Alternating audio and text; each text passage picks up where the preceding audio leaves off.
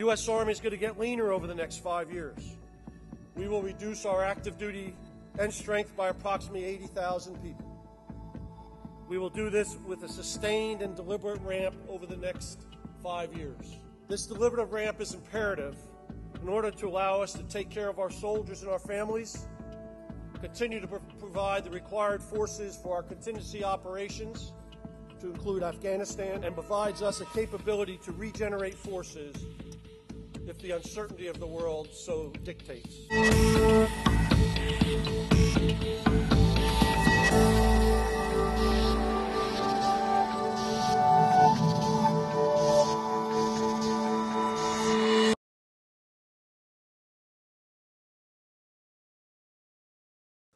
The past decade of conflict informs our thinking as we look forward.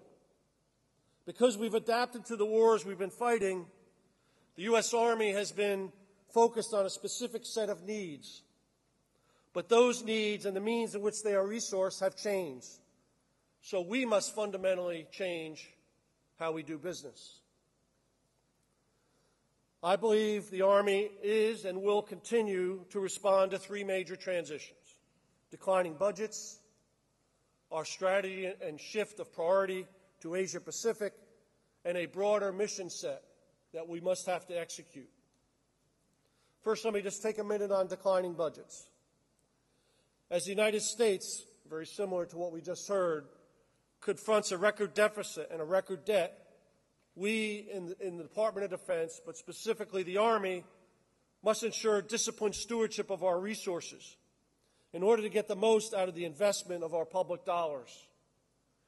It is imperative that we sustain a balanced investment between three key variables, or rheostats as I call them, which are end strength, readiness, and modernization. It'll be our challenge to sustain this balance over a long period of time, and it'll have to be continually assessed and refined as we move forward. The U.S. Army is going to get leaner over the next 5 years. We will reduce our active duty and strength by approximately 80,000 people. We will do this with a sustained and deliberate ramp over the next 5 years. This deliberative ramp is imperative in order to allow us to take care of our soldiers and our families, continue to provide the required forces for our contingency operations, to include Afghanistan, and provides us a capability to regenerate forces if the uncertainty of the world so dictates. The Army of 2020, although similar in size to the one we had in 2001, will be very different. It'll be more combat seasoned, obviously, experienced and capable. It's a force that has learned many hard lessons. We will use those to inform our way ahead. So what have we learned? First, as I've already said, the importance of joint, intergovernmental, interagency, and multinational operations. Lesson number one. Second, there are limitations on military power, and you need a strong civil-military partnership in order to solve the complex problems that lay ahead. Third, we must build on the strong and successful integration of conventional and special operations forces that we have so learned hard over the last 10 years. We must maintain and improve our ability to deploy diverse force packages quickly, whether it be regionally or internationally. And we must ensure the robustness, flexibility, and agility of the centerpiece of our formations, the brigade combat team. Finally, we must employ our forces to shape the regional environments in support of our geographic combatant commanders. Today, we are still making selective investments even as our overall budget and end strength decreases, such as our investment in strategic, operational, and tactical cyber operations. We will complete the expansion of our Army Special Operations Forces and their related support forces.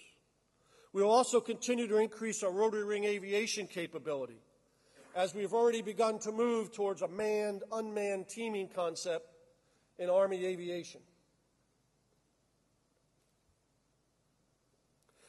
And this aviation will be built to support not only conventional forces, but our special operations forces and our international partners as we go forward. We are in the process of reorganizing our brigade combat team by adding a 3rd maneuver battalion and more engineers. Although this will reduce the overall number of brigades in our Army, it will increase the capability, flexibility, agility, and robustness that will allow us to task organize in response to a wide range of threats and challenges around the world. To be more responsive to our geographical combatant commanders and better enable our joint interagency, intergovernmental, and multinational partners, we'll use a combination of assigned and rotational forces to conduct training and exercises. We will also adapt our leader development program to ensure our leaders are prepared to succeed in tomorrow's complex and dynamic environment. We also believe there are some key characteristics of the Army of 2020. First is depth and versatility that Army provides their nations. Depth is gained by a trained and ready active and reserve component, while versatility is achieved by the diverse mix of capabilities, formations, and equipment. Importantly, depth and versatility provide scalable options to our national security decision makers. Next, our Army must be adaptive and innovative.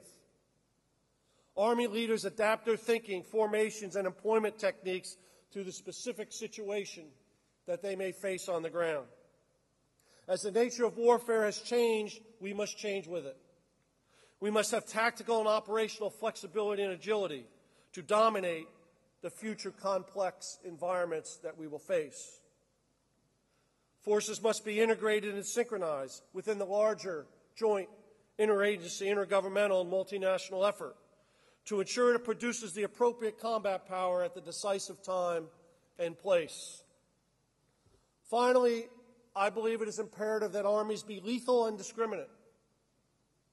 The capability for the lawful, discriminate, and expert application of lethal force builds the foundation for effective operations of the future. The second piece I wanted to talk about is our shift to the Asia Pacific. We'll begin to reemphasize our global posture towards the Asia Pacific region in recognition of the many challenges and opportunities there.